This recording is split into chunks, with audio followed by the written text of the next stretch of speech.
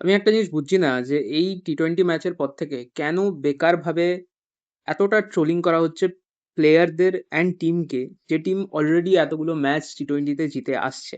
আমিও ডিসঅ্যাপয়েন্টেড কালকে যেভাবে ইন্ডিয়া খেলেছে, ডেফিনেটলি ডিসঅ্যাপয়েন্টেড। বাট তার মানে এটা নয় যে বাকি যে ম্যাচগুলো আসতে চলেছে তাতেও টিম এভাবেই খেলবে। কালকে অনেক কিছু জিনিস প্ল্যান অ্যাকর্ডিং যায়নি। অবভিয়াসলি যে এক্সপেরিমেন্টটা করা হয়েছে সেটার প্রতি আমার ভীষণভাবে তীব্র বিরোধিতা থাকবে। কিন্তু তাই বলে এটা নয় যে আমি এটা ভাববো যে আমার টিম বখাটে চলে গেছে, টি-20 টিমের ডাউনফল এসে গেছে অর লাইক দ্যাট। না ভাই, আমি মানতে পারছি না। বিকজ এই সেম টিম যেটা এশিয়া কাপ জিতেছে, এই সেম টিম যে সাউথ আফ্রিকাতে গিয়ে সাউথ আফ্রিকাকে ২-২ করে এসছে সিরিজ টি-20 তে। তো আমার খুব হাই হোপস আছে এই টিমটা থেকে।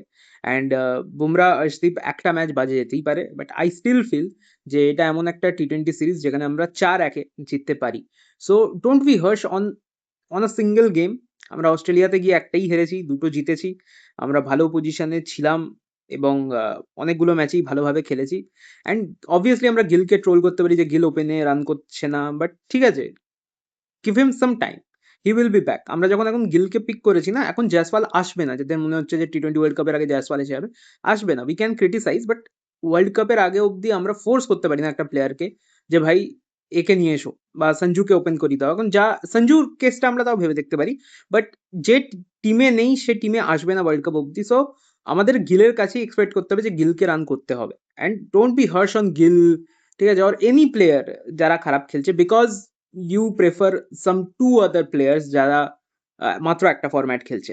আমারও ভীষণ ফেভারিট রোকো, কিন্তু তাই বলে আমি রোকোর জন্য গোটা টিমকে বাজেভাবে ট্রোল করব বা বাজেভাবে করবো, সেটা আমার একদম প্ল্যান নয়। আর কোনো টি-20তে একটা ম্যাচে ডাউনফল আসেনি।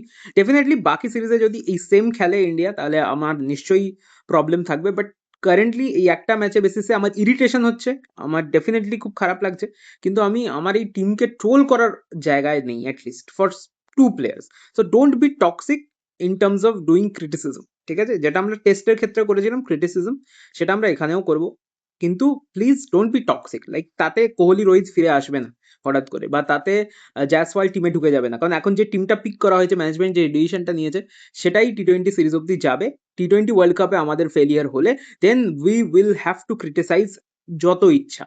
বাট টি-20 ওয়ার্ল্ড কাপ শেষ না হওয়া পর্যন্ত একটু সাপোর্টিভ থাকুন, এটাই আমার একটু মানে মনে হলো। বাকি আপনাদের চয়েস। Thank you.